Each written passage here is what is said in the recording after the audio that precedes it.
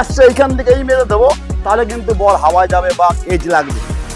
Good morning everyone, আমি সুব্রত।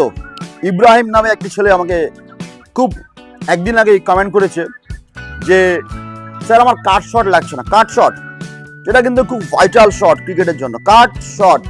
তো আজকে ইব্রাহিমকে আমি একদম কথা দিচ্ছি, আজকের ভিডিও শেষ অবধি ইব্রাহিম তুমি যদি খুব মনোযোগ সহকারে আমার ভিডিওগুলো দেখো, তাহলে বুঝতে পারবে এবং ধরে নিতে পারবে নেটে অ্যাপ্লাই করলে তুমি এই শট ইজি খেলতে পারবে।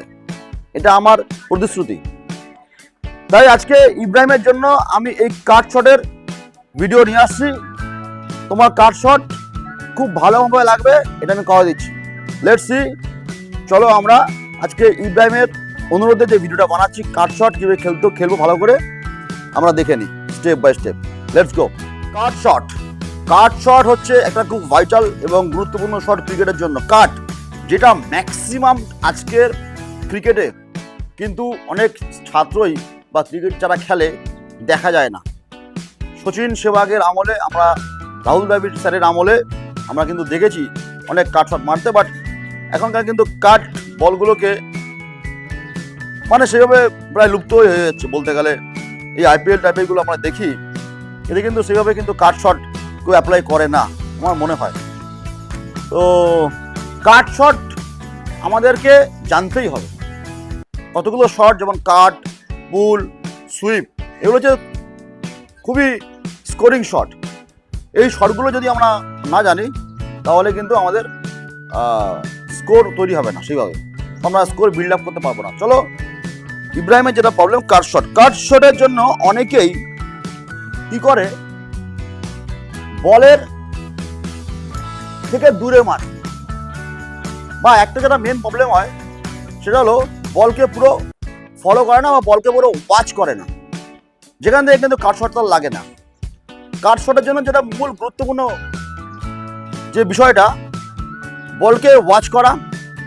এবং এই যে আমাদের, আমি অনেক ভিডিওতেই বলেছিলাম যে আমাদের এলবো, এটা কিন্তু খুব ভাইটাল। আমাদের এলবো পজিশন সবসময় থাকতে হবে বলের লাইন, যেদিকে আমরা শট খেলবো। সেই এলবো পজিশন এবং এই ডান চোখ বা বাঁ চোখ বাঁহাতিদের জন্য অবশ্যই সেই দিকেই হওয়া দরকার, বলের উপরে। তাহলে আমরা যদি একটা বল নেই, মনে করি এই ব্যাটটা হচ্ছে বল, তাহলে বলের যে উপরের পার্টটা, বলের উপরের পার্টটায় কিন্তু আমরা চোখ রাখবো। ঠিক আছে, কীভাবে রাখবো দেখে নাও। যখনই ইব্রাহিম বলটা রিলিজ করছে ব্যাট বলার, তোমার খুব সেন্স অফ হিউমার বা ক্রিকেটের যে নলেজ, সেটাই তোমাকে বুঝতে হবে যে বলের লাইনটা কোথায় আছে, কোথায় পড়তে আছে। শর্ট বল একটু আগে, আউটসাইড দ্য অফ, একটু অফ স্ট্যাম্পের বাইরে। তোমার প্রথম কাজ থাকবে এখান থেকে বলটাকে মাথা দিয়ে রিসিভ করা, এবং সেকেন্ড হচ্ছে টোয়ের উপরে চলে আসা। মানে বলের যে লাইনটা আছে সেই লাইনটা বরাবর তোমাকে কিন্তু যেখানে পিচ আপ হচ্ছে সেই লাইন বরাবর তোমার এই ডান দিকের টোটা আসতে হবে, এবং বলের লাইনের সঙ্গে তোমার এই পায়ের পিছনের যে পজিশনটা আছে সেইটা কিন্তু ম্যাচ করাতে হবে। ম্যাচ করানোর সাথে সাথে তোমার আরেকটা কাজ হয়ে যাচ্ছে, তোমার ওই এলবোটাকে একদম বলের লাইনে নিতে হবে যে তুমি মারবে। এবং যখনই বলটা তোমার এইখানে চলে আসছে, তোমার এই চোখটাও কিন্তু ফলো করতে করতে আসবে। এইখানে গিয়ে তোমার এইবার 2 1 2 ফলো, এবং এইটা লাস্ট মুভমেন্টে গিয়ে এখান থেকে চোখটা একদম নিয়ে যেতে হবে, এলবো সঙ্গে সঙ্গে নিতে হবে, এবং টোয়ের উপরে উঠতে হবে। উঠে তোমার ব্যাটের সুইং হবে নিচে, এই দেখো নিচে, ব্যাটের সুইংটা কিন্তু নিচে হবে এইভাবে। এবং যখন তুমি মারবে, তোমার পুরো বডি ওয়েট কিন্তু থাকবে এই টোয়ের উপরে, তবে গিয়ে কিন্তু কাট শট হবে।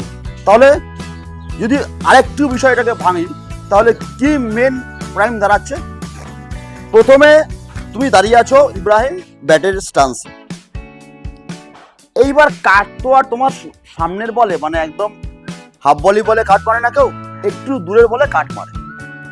তাহলে কি করতে হবে, যেই বলার হাতটা তুললো, তুমি হালকা করে এগিয়ে গেলে বলের লাইনে, হেড পজিশন দিয়ে বলের লাইনটা চুজ করলে, এবং যখনই তুমি বল লাইনটা চুজ করলে তখন কিন্তু ছাড়লো, যখন তুমি যখন দেখলে যে সেকেন্ড লাইন থেকে বলটা যখন আই লেভেলের নিচে নামছে, তখনই তুমি দেখলে যে বলের পিচ আপ তুমি শিওর একটু শর্ট পড়েছে এবং একটু অফ স্ট্যাম্পের দিকে বাইরে যাচ্ছে। এইবারে তুমি পুরোপুরি রেডি যে এই বলটা আমার কিন্তু কাটে যাবে বা কাট মারতে পারবো। তাহলে আমার ফার্স্ট হচ্ছে যখনই আমি বল লাইন অবজার্ভ করলাম এখান থেকে জাস্ট ওয়েট, এই যে এখান থেকেই পাটাকে নিয়ে নেওয়া পিছনের দিকে এবং দেখো আমার যে লক্ষ্য করো ব্যাটটা কোথায় তুলেছি, ব্যাটটা কিন্তু তুলতে হবে এইখানে না, ব্যাটটা কিন্তু তুলতে হবে পিঠের উপরে, তাহলেই কিন্তু এলবো পজিশন এখানে আসবে। মানে এলবোটাকে যদি তুমি ব্যাট তুলতে হবে না, যদি তুমি এখান থেকে গিয়ে এলবোটাকে বল লাইনে নিয়ে নাও তাহলে দেখি অটোমেটিক ব্যাটটা তোমার পিঠে উঠে গেছে এবং এখান থেকে ওয়েট ট্রান্সফার পিছনের পায়ে এবং তোর উপরে ওঠা, মানে বলের উপরে ওঠা, এখান থেকে বলের উপরে ওঠা 1 1 2, দেখো এই উঠছি বলের উপরে, বলটা নাইস করছে, উঠছি। এইবার চোখ রাখা, এইবারে ব্যাটটাকে এখান থেকে ডাউন সুইং করে এই যে নিয়ে যাওয়া খুব ভাইটাল হয়ে যায়। এই জিনিসটা বোঝা যে তোমায় কিন্তু বলের কাছে আসতে হবে, বলের উপরে এসে খেলতে হবে, দূর থেকে কিন্তু হবে না, যতটা সম্ভব বলের কাছে আসতে হবে, ওই সিকোয়েন্স তৈরি করতে হবে, ওই গ্যাপটা বুঝতে হবে যে গ্যাপ থেকে তোমার এখান থেকে ব্যাটের মিডলিং হবে, ওই সিকোয়েন্স, ওই গ্যাপ, ওই কনজেকশন, ওই জিনিসটা আয়ত্ত করতে হবে। জাস্ট এখান থেকে বল নাও ডিল করার জন্য এখান থেকে দাও, ওয়েট ট্রান্সফার করে দাও। এই দেখো আমার পিছনের পায়ে কিন্তু এই হেডটা আছে, এই পজিশনটা রাখো, মানে বলকে নিয়ে মারা, বলতে পারলাম। তুমি যদি এখান থেকে এই পা খুলে এইভাবে মারতে যাও তাহলে কিন্তু হবে না, তোমাকে এইটাকে এখান থেকে আসতে হবে, তোমাকে পিছনের পাটা বল লাইনে নিতে হবে, তাহলেই কিন্তু তোমার বডি আসবে, তাহলে কিন্তু তোমার বডি আসবে। তুমি যদি মনে করো যে আমি এখান থেকে নিয়ে গিয়ে এই আসছে এইখান থেকে এই মেরে দেবো, তাহলে কিন্তু বল হাওয়ায় যাবে বা এজ লাগবে।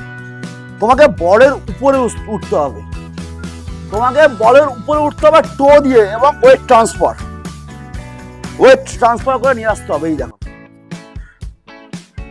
শট মেরে দেখবো আমি এখান থেকে, দেখা এখান থেকে 1 2, এই যে সিকোয়েন্স যাচ্ছে, ম্যাচ আপ করাচ্ছে, এখান থেকে বেরাচ্ছে টাক, এবং এই ব্যাটের যে সুইংটা এটা এখান থেকে ফিনিশ হয়ে কাঁধে আসবে। 3 নম্বর এবং সবচেয়ে গুরুত্বপূর্ণ যে বিষয়টা সেটা কিন্তু আমি এখনো বলিনি, এই কাট শটে কি হয়, আমি সাইড ওয়াইজ দেখাই, অনেকে এখান থেকে এই মারতে যায়, এই মারতে গেলে কি হয় বডি ওয়েট আগেই পিছনে শিফট হয়ে যায় এবং আমাদের শোল্ডার কিন্তু উপর দিয়ে উঠে যায়, সেক্ষেত্রে আমাদের মুখটাও পিছনে চলে যায় এবং আমরা কিন্তু বলের তলায় গিয়ে বাড়ি মারি। এবং সেহেতু এই যে এজটা কিন্তু দেখো, যদি বলটা এখান থেকে আমরা এখান থেকে বাড়ি তাহলে কিন্তু আমাদের এই ব্যাটটা উঠছে না পিছনে, এই জন্য কি হয় আমাদের এখানে এজ লেগে থার্ড ম্যানে যায় বা স্লিপে যায়, আমরা আউট হই। এটাই কিন্তু মেন পয়েন্ট, এই পয়েন্টটাই কিন্তু ছেলেরা ভুল করে, এই পয়েন্টটাই ধরতে হবে। তাহলে কি করতে হবে, আমাকে কিন্তু যখন আসতে হবে আমাকে বলের উপরে আসতে হবে এবং এই পিঠটাকে, এই ব্যাটটাকে পিঠে নিতে হবে এবং ওয়েট কিন্তু সামনে থাকবে, সবসময় মাথা রাখবে। এখান থেকে যাওয়া 1, এই দেখো 2, আমার এই পজিশন কিন্তু সামনে বলের উপরে ওঠা, উঠে মারা। কি করতে হবে, কি বললাম, তাহলে কি বললাম যে এখান থেকে নিতে হবে এবং এলবোটাকে নিতে হবে বলের লাইনে এবং ডান পা দিয়ে বা পিছনের পা দিয়ে, যদি লেফট হ্যান্ডার হও তাহলে এইটা হবে, যদি রাইট হ্যান্ডার হও তাহলে ডান পা হবে। এখান থেকে গিয়ে এই যে এলবোটাকে বলের লাইনে নিলেই তোমার কিন্তু দেখবে সবকিছু চলে এসছে, ইটস এন্ড এভরিথিং, বলের উপরে চোখ এবং এখান থেকে ফিনিশ করে দেওয়া। যখন আমি ফিনিশ করলাম তখন কিন্তু আমার পুরো যে পিছনের পায়ে যে টো, সেই টোর উপরে কিন্তু পুরো বডির ওয়েট থাকবে, সেই টোর উপরে আমার কিন্তু পুরো বডির ওয়েট থাকবে এবং চোখ ডাইরেকশন কানেক্ট, বলটাকে কানেক্ট করতে দেখবো, কানেক্ট করবো, সেখানে আমার চোখ কিন্তু শেষ হবে এবং শট খেলার পরে ব্যাটের যে রোটেশন, যে সুইং, সেটা কিন্তু পিঠে এসে লাগবে, তাহলে কমপ্লিট একদম কাট শট হবে এবং যে বল বেরোবে সেটা কিন্তু গুলির বেগে যাবে। ওকে, তাহলে ইব্রাহিম, তোমার আজকের এই ভিডিও দেখে যে ধারণা আসলো, সেই ধারণায় আমি এটা শিওর হতে পারি যে তোমার মোটামুটি কাট শট যদি এবার তুমি এই বল নিয়ে কাউকে দাঁড়া করিয়ে যদি বল ছুড়িয়ে এইটা ট্রাই করতে থাকো, আমার মনে হয় না তোমাদের মতন ছাত্রদের যাদের প্রবলেম হচ্ছে এরকম, তাদের আর কোনো রকম অসুবিধা হবে। এটা আমার দৃঢ় বিশ্বাস যে আর অসুবিধা হওয়ার কথা নয়, কিন্তু নিয়মিত এটাকে প্র্যাকটিস করে যেতে হবে। ওকে, তাহলে এরকমই মজাদার ভিডিও পেতে এবং তোমাদের কমেন্টসের উত্তর দিতে চোখ রাখো একমাত্র বাংলার cricket channel Bengal cricket. Thank you so much.